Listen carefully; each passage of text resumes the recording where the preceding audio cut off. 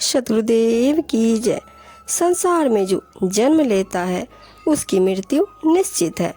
मृत्यु की अनिवार्यता को जानते हुए भी प्राणी मृत्यु का स्वागत नहीं कर उससे मोक्ष पाने का प्रयास करता है। वह सदैव ऐसे स्थान की खोज में रहता है जहाँ मृत्यु की पहुँच न हो सके। वास्तव में सृष्टि में ऐसा कोई स्थान नहीं है जहाँ मृत्यु पहुँच न सके। संपूर्ण सृष्टि ही नश्वर है। प्राणी की आयु हर क्षण मृत्यु की ओर बढ़ती रहती है।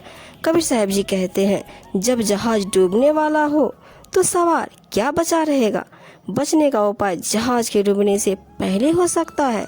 उपाय यह है कि व्यक्ति डूबने वाले जहाज से पहले ही उतर जाए और दूसरा जहाज पकड़ ले।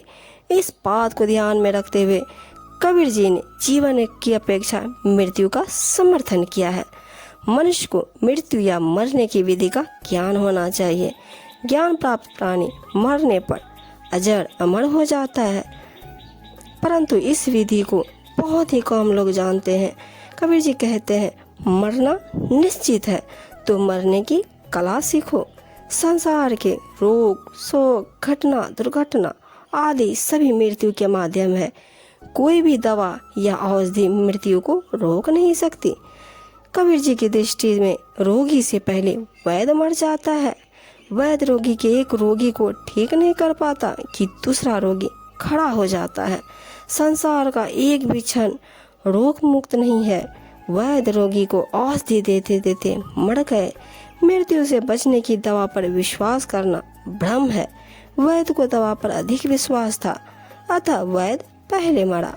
रोगी और वैद्य सभी मर गए, परंतु कबीर जी जीवित रहे, क्योंकि कबीर जी ने दवा को छोड़कर राम को अपने जीवन का आधार बनाया। माया में पड़े वैद्य की दवा माया युक्त थी, जबकि कबीर जी का आधार निर्गुण राम है। सगुण बनने, रूप धारण करने पर तो भगवान भी मरणशील हो जाते हैं। निर्गुण का आधार पाकर जो जीते जी मर लेता है वह अमर हो जाता है। कबीर साहब जी बताते हैं, जीवन में मरना भला जो मरी जाने कोई, मरना पहले जो मरे अजर अमर सो है। जीते जी ही मरना अच्छा है। यदि कोई मरना जानता हो अर्थात अपनी सभी इच्छाओं कामनाओं को मार देना अच्छा है। इस प्रकार मरने से पहले ही जो मर लेता है वह अजर अमर हो जाता है।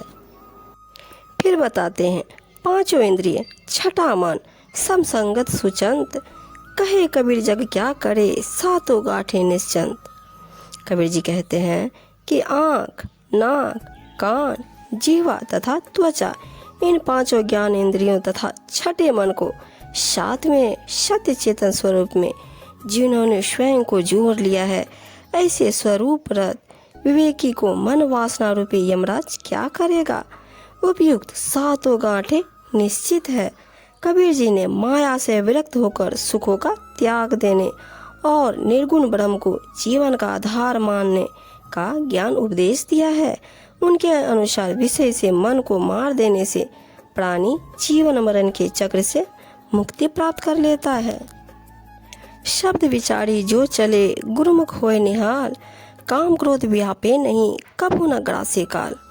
कबीर साहब जी बताते हैं, गुरुमुख शब्दों का विचार कर जो व्यक्ति आचरण करता है वह कृतार्थ हो जाता है। उसको काम क्रोध जैसे सांसारिक क्लेश नहीं सताते और वह कभी कामनाओं के मोह में नहीं पड़ता। जब तक शरीर की आशा और आसक्ति है तब तक कोई मन को मिटा नहीं सकता। इसलिए शरीर का मोह और मन की वासना को त्याग कर सत्संग के मैदान में विराजना चाहिए।